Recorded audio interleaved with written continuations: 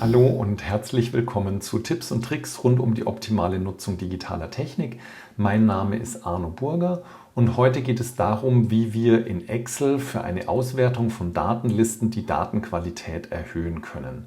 Ich hatte ja in einem meiner letzten Videos ein bisschen gezeigt, wie wichtig die Struktur und der Aufbau von Datenlisten ist und habe da auch ein bisschen die Wirkung von schlechter Datenqualität gezeigt. Und heute geht es eben darum, wie wir mit der Funktion Datenüberprüfung mehr Standard, mehr Qualität in unsere Excel-Listen bringen können.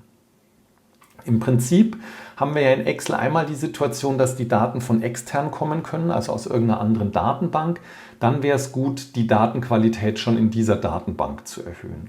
Und die zweite Variante ist, wir haben die Daten in Excel, geben sie auch hier ein und werten sie hier nachher aus. Dann haben wir einmal die Möglichkeit, die Datenqualität schon bei der Eingabe möglichst hoch zu halten und wir haben die Möglichkeit, sie nachträglich zu erhöhen. Heute schauen wir uns an, wie wir sie bei der Eingabe erhöhen können. Und ich habe dazu mal die Tabelle hergeholt, die ich auch in dem vorherigen Video schon gezeigt hatte mit meiner Weinliste und habe aus der Weinliste einfach mal die Feldnamenszeile und den ersten Datensatz rauskopiert, sodass wir ein bisschen eine Vorstellung haben, wie die Liste aufgebaut ist und uns daran orientieren können. Und wir schauen uns jetzt 4 Sachen ein, nämlich einmal, wie man die Funktion Datenüberprüfung einbaut, dann welche Konsequenzen sie hat, wie wir sie ändern und zum Schluss, wie man die Einstellung auch auf andere Zellen kopieren, übertragen kann, weil das hier eine relativ große Rolle spielt. Also zunächst mal möchte ich beim Jahrgang festlegen, dass Jahrgänge nur aus einem bestimmten Bereich verwendet werden können, nämlich zwischen 2010 und 2020. Ich wähle dazu die Zelle, für die das gelten soll oder die Zellen. Dann wähle ich den Menüpunkt Daten, Datenüberprüfung aus dem Bereich Datentools. Und ihr seht jetzt, im Moment kann hier jeder Wert zugelassen werden. Wir wollen jetzt, dass hier nur ganze Zahlen zugelassen werden, nämlich zwischen 2010 und 2020. Wenn ich dann mit OK bestätige, dann ist jetzt die Gültigkeit für diese Zelle eingeschränkt. Und wenn ich zum Beispiel 2000 eingebe als Jahrgang und die Enter-Taste drücke, dann geht das nicht, weil die Gültigkeit hier entsprechend beschränkt ist. Also dieser Wert entspricht nicht den Einschränkungen für die Datenüberprüfung, die für diese Zelle definiert sind. Und ich kann jetzt nichts anderes tun, als etwas anderes eingeben. Ich habe keine Möglichkeit, hier etwas anderes einzugeben, außer ich setze diese Einschränkung wieder zurück. Und deshalb ist es wichtig, auch diese Einstellung ändern zu können, denn stellt euch vor, ihr wollt jetzt einen Jahrgang 2021 eingeben und ihr könnt den nicht eingeben, weil die Gültigkeit beschränkt ist, dann sollte das auch nachträglich änderbar sein. Und das mache ich jetzt mal. Ich gehe nochmal auf Daten, Datentools, Datenüberprüfung. Und ihr seht jetzt, es gibt hier außer dem Register Einstellungen, wo wir Einstellungen gemacht haben, auch noch das Register Eingabemeldung und Fehlermeldung. Unter Einstellungen kann ich nachträglich ändern, dass ich ab jetzt auch Jahrgänge 2021 eingeben will. Deshalb wird trotzdem die Fehlermeldung, die ihr gesehen habt, das ist eine sogenannte Stoppmeldung, wieder erscheinen. Und hier habt ihr jetzt verschiedene Möglichkeiten. Die eine ist, dass ihr den Typ ändert. Stopp wäre wirklich, man kann nichts anderes eingeben. Warnung ist, du gibst gerade was Falsches ein, aber wenn du wirklich willst, dann kannst du das tun. Und Information, die Daten, die ich reinschreibe, werden eingegeben, auch wenn sie falsch sind, aber ich kriege einen Hinweis dazu. Die Stoppmeldung könnte zum Beispiel so aussehen: Jahrgang, bitte geben Sie nur Jahrgänge zwischen 2010 und 2021 ein. Bei Fragen wenden Sie sich an Arno Burger. So, und dann bestätige ich mit OK. Und wenn ich jetzt 2021 eingeben will, geht es, weil ich es ja geändert habe. Wenn ich 2022 eingeben will, kommt die Fehlermeldung und die ist jetzt entsprechend angepasst. Und dann gehe ich auf Wiederholen und gebe jetzt 2021 ein, weil 2022 gibt es ja noch nicht. Jetzt kann es sein, dass ihr nicht nur Zahlen einschränken wollt, zum Beispiel, ich nehme hier mal die Farbe, ihr wollt die Weinfarbe einschränken, Datenüberprüfung, in diesem Fall nicht jeden Wert, auch nicht ganze Zahl, sondern in diesem Fall Liste.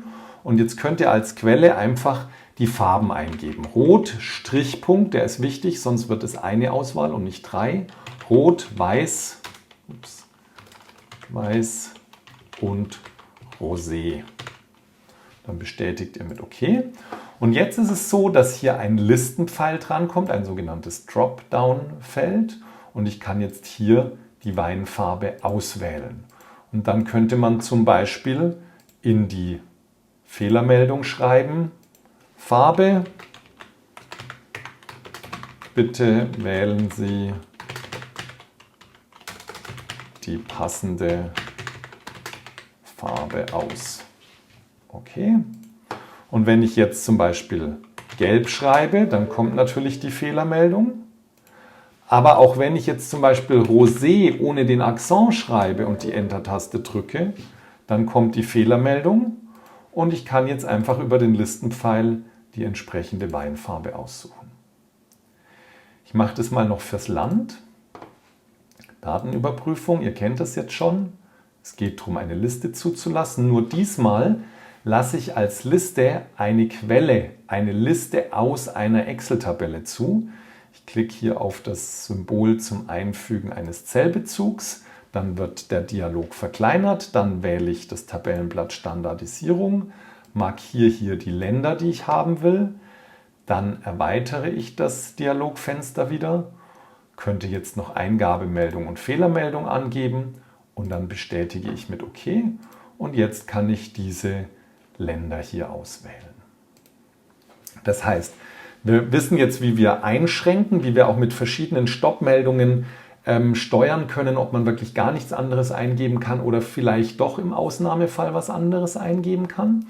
Und jetzt ist es aber so, wenn ich jetzt in die Zelle drunter gehe und jetzt hier zum Beispiel BRD schreibe statt Deutschland, dann seht ihr, das geht, weil ich die Gültigkeit bzw. die Datenüberprüfung ja nur für diese Zelle B2 eingestellt habe. Und jetzt wird es interessant, dass wir die Gültigkeit kopieren können. Und zwar markieren wir dazu alle Zellen, dann wählen wir den Befehl Kopieren und dann markieren wir die Zellen, in denen wir die entsprechende Gültigkeit haben wollen, machen einen Rechtsklick in die Markierung und wählen jetzt den Befehl Inhalte einfügen. Vielleicht habt ihr den in irgendeinem Zusammenhang schon mal verwendet. Und hier gibt es eine Einstellung, die heißt Gültigkeit. Die wähle ich aus, bestätige mit OK. Und wenn ich jetzt in der Spalte mit dem Land eine Zelle anklicke, dann seht ihr, überall habe ich diese Gültigkeit, bei der Weinfarbe genauso. Und wenn ich jetzt den Jahrgang eingebe, 1999, Enter, dann funktioniert auch das an dieser Stelle nicht, weil die Gültigkeit übertragen ist. Also Markieren der Zellen, Kopieren, die Zellen markieren, auf die ihr übertragen wollt. Die Breite der Spalten muss gleich sein, wie viele Zeilen das sind, ist egal.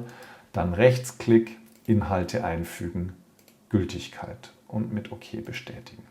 Das war's für heute mit der Frage, wie können wir die Datenqualität in Excel mit der Funktion Datenüberprüfung verbessern. Probiert es aus, schaut, was für Probleme vielleicht noch auftreten oder ob es noch irgendwas gibt, wo ihr einen Tipp braucht. Schreibt die Fragen gerne in die Kommentare. Ich freue mich, sie beantworten zu können. Wenn es euch gefallen hat, hinterlasst mir gerne einen Daumen hoch oder abonniert den Kanal. Das war's für heute. Ciao, euer Arno.